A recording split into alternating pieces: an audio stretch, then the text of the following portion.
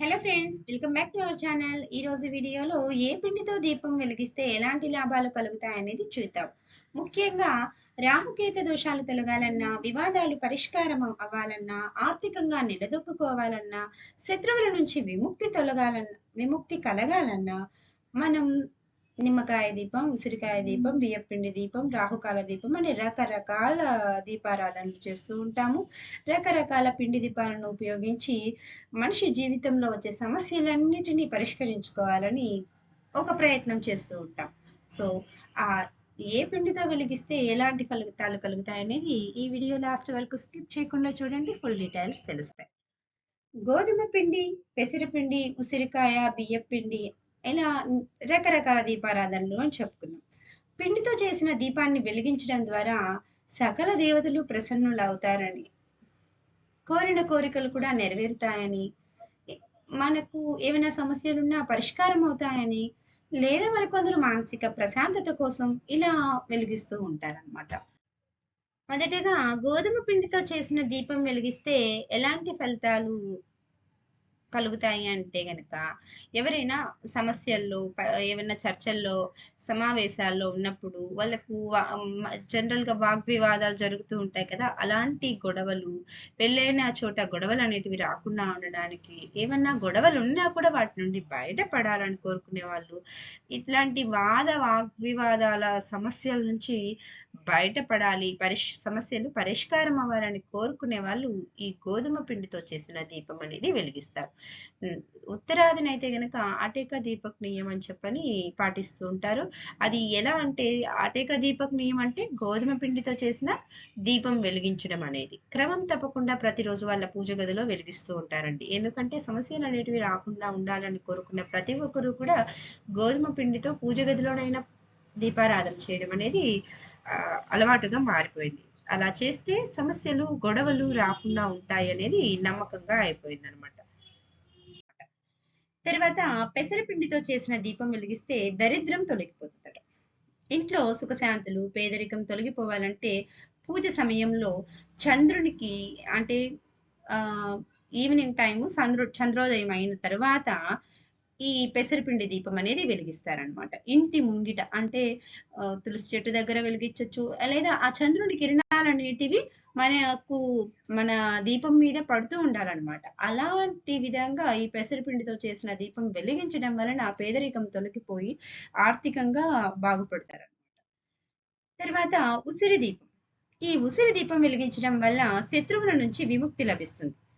అంటే ఎవరికైనా శత్రువుల వల్ల ఇబ్బంది కలుగుతూ ఉంటే గనక వాళ్ళు పూజ సమయంలో ఈ ఉసిరిపిండి దీపాన్ని వెలిగించడం వలన వాళ్ళు శత్రువుల పైన విజయం సాధిస్తారు.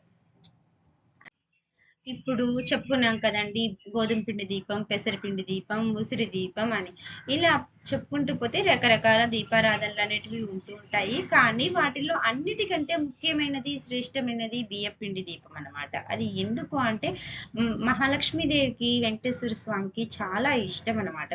బియ్యపిండితో దీపారాధన చేసి వారి ముంగిట పెట్టి ఏవైనా కోరికలు కోరుకుంటే నెరవేరుతాయి అనేది ప్రజల నమ్మకం అన్నమాట. ముఖ్యంగా ఊరి పొలిమేర దేవతల దగ్గర ఈ చలిమిడిలో దీపారాధన చేసుకొని తీసుకెళ్తూ ఉంటారు. అది కూడా బియ్యం పిండితో చేసేదే కదండి. సో అలా వాటిల్లో పెట్టుకొని తీసుకెళ్తూ ఉంటారు. ఎందుకంటే వారికి ఇష్టమైనది అనమాట. ఈ బియ్యం పిండితో దీపారాధన చేస్తే ఆర్థిక ఇబ్బందులు తొలగిపోతాయి, అష్ట ఐశ్వర్యాలు సిద్ధిస్తాయి, కోరిన కోరికలు నెరవేరుతాయి. మరియు ముఖ్యంగా జాతకంలో ఏమైనా రాహుకేతు దోషాలు ఉంటే గనక ఆ ప్రభావం ఉంటే గనక అవి తొలగిపోవడానికి ఈ బియ్యపిండితో దీపారాధన అనేది ముఖ్యమైనది. మరియు ఈ దీపారాధన వలన ఆ రాహుకేతు గ్రహాల ప్రభావం అనేది తగ్గి మనకు ఆ సమస్యల నుంచి పరిష్కారం అనేది చూపబడుతుంది అనమాట. ఇక్కడ గుర్తుంచుకోవాల్సిన విషయం ఏంటంటే, పిండి దీపాలు వెలిగించడంలో కొన్ని నియమాలు ఉన్నాయండి. అంటే అది ఒక ఆరోహణ లేదా అవరోహణ క్రమంలో దీపాలు వెలిగించాడు. అంటే ఇప్పుడు మామూలుగా చెప్పుకుందాం, కొందరు వారం వారం వెళ్ళి దీపాలు వెలిగిస్తూ ఉంటారు, కొందరు రాహుకాల టైంలో నిమ్మకాయ దీపాలు పెడుతూ ఉంటారు.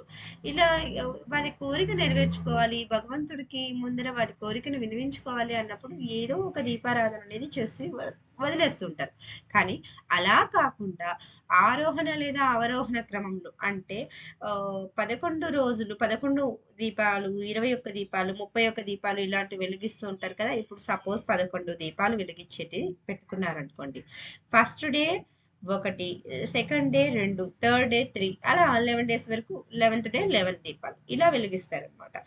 మొదటి రోజు నుండి వెలిగించుకుంటూ అలా 11 దీపాలు వెలిగించేది ఆరోహణ క్రమంలో. అలాగే అవరోహణ క్రమంలో అంటే మొదటి రోజే 11 దీపాలు వెలిగించేస్తారు.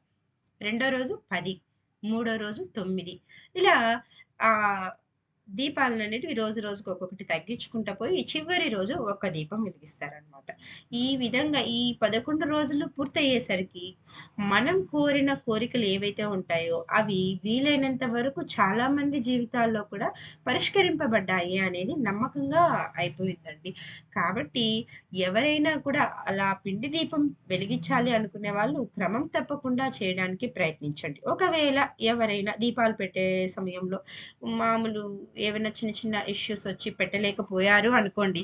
అలాంటి వాళ్ళు ఇంకా అది ఇన్ని రోజులు పెట్టింది నార్మల్‌గా పెట్టినట్లేనండి. ఇప్పుడు చెప్పుకున్నాం కదా! వారానికో దీపము అలా అని ఆ టైప్‌లో అయిపోతుంది. అవి వదిలేసేయాలి. స్కిప్ చేసి మళ్ళీ ఫ్రెష్‌గా స్టార్ట్ చేయాలి. మళ్ళీ 11 రోజులు చేయాల్సి ఉంటుందనమాట.